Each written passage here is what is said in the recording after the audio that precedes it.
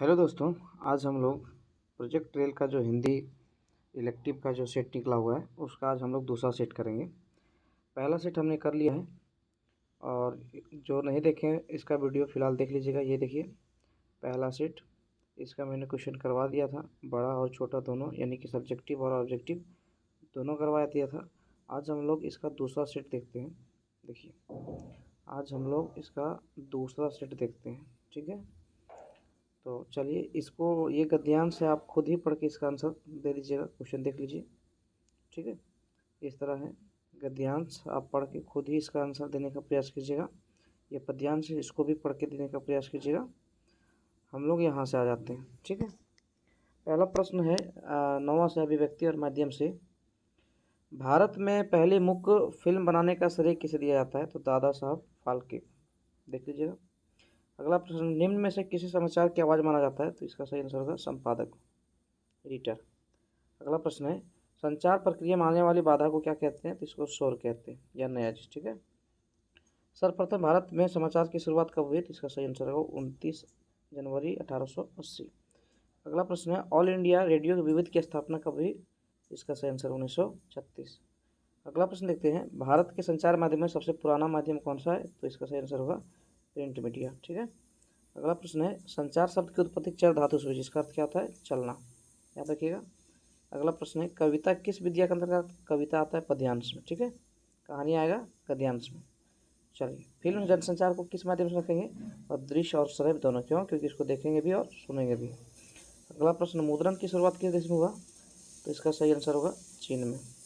अगला प्रश्न देखते हैं, इसको पढ़ लीजिएगा, फिलहाल इसका आंसर हम बता देते हैं। नत नयनों से आलोक कापा अधोरे पर थर थर। तो ये है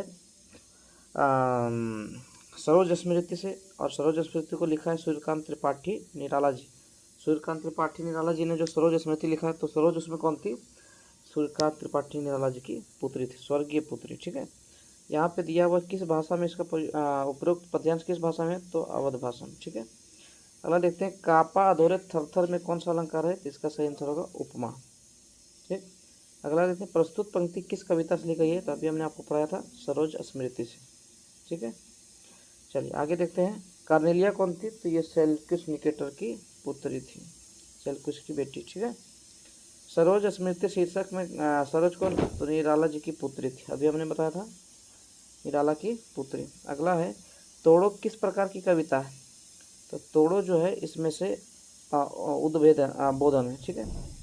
अगला देखते हैं, सत्य को पाने के लिए हमें किसकी आवश्यकता पड़ती है? तो दृढ़ संकल्प की, ठीक है।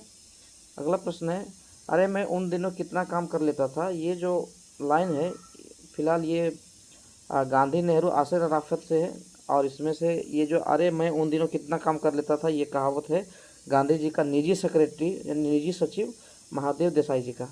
तो इसका सही आंसर क्या होगा? गांधी नेहरू आसिर अराफत। पहला दिया हुआ प्रस्तुत पंक्ति किस पाठ से ली गई है?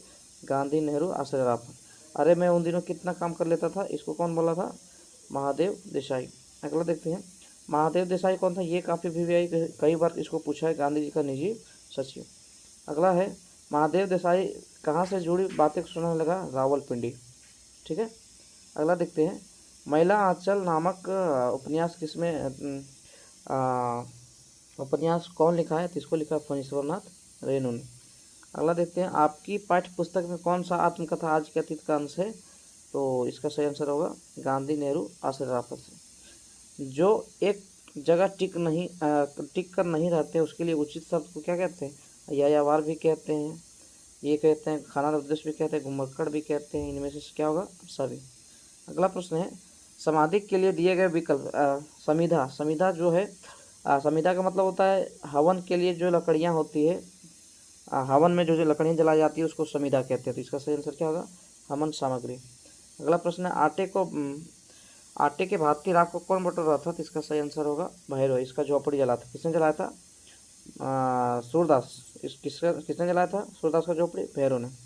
अगला प्रश्न है, प्रभास जोशी के द्वारा लिखा गया कौन सा पाठ आपके पुस्तक में है? तो प्रभास जोशी ने क्या लिखा है?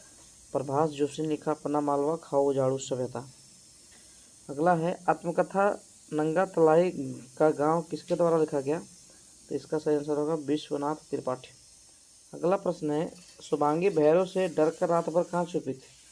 तो रात भर अगर पूछेगा कहाँ छुपी थी तो अमरूद के बाग में, और पूछेगा कहाँ छुपती थी तो सूरदास के झोपड़ी में। याद रखिए, कहाँ छुपती थी तो सूरदास के झोपड़ी में, कहाँ रात भर छुपी थी तो अमरूद के बाग में।